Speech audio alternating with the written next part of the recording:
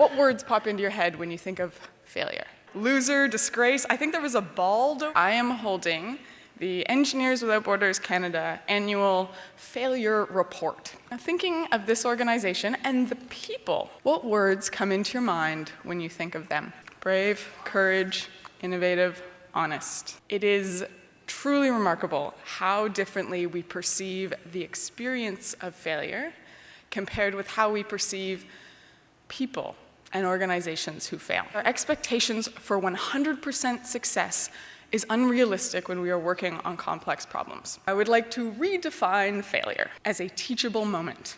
We like to point our fingers, but if we don't look inward and own that failure and learn from it, we won't be able to advance those sustainability initiatives that are so crucial to our communities. We've always been in a fishbowl. I think particularly today, when things go well and a project's successful, it's the credit of the politicians on council. When things go off the rails and it's a failure, well, that's the administration's fault. That doesn't necessarily create the best climate for particularly the administration to embrace this concept. There's two routes: taking something right up front from day one and saying, this is we're trying to innovate here. The other way is providing spaces for staff to work collaboratively together, identifying a problem and testing different solutions internally. We've developed a leadership charter. The CAO's taken a great lead in that. The phrase fail-safe is used a lot. There's still a lot more trust that has to come, and that's the key word. It's around trust. In the late 1990s, the city of Guelph saw an opportunity to in an underutilized, unperforming, municipally owned asset. The request for proposals for the project has still not been released. I underestimated the importance of culture and relationships to achieving this project. We may have scared off some potential investors, and we lowered confidence that the city has the capacity to deliver on this project. It's going to require us to partner even more with other governments, with the private sector, civil society, and individuals. So to change the culture from within and not nurture a test and learn culture, a really challenging thing to do when you work in a fishbowl.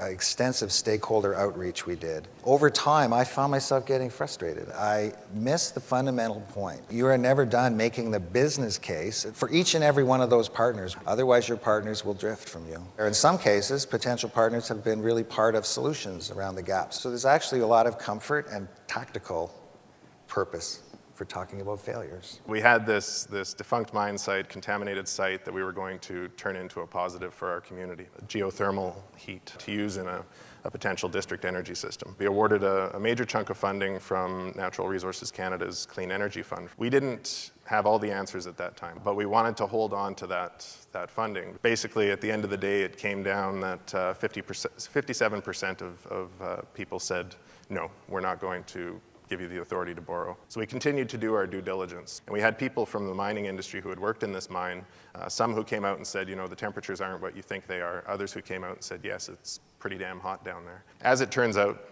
there was not as much of a resource underground as we thought there might be. We became wed to an energy source. We put ourselves in a position where we went out to the public before we were ready to answer all the questions. The teller of a failure story always feels more vulnerable than you hear as the listener. So it's really important as a listener to appreciate the courage that it takes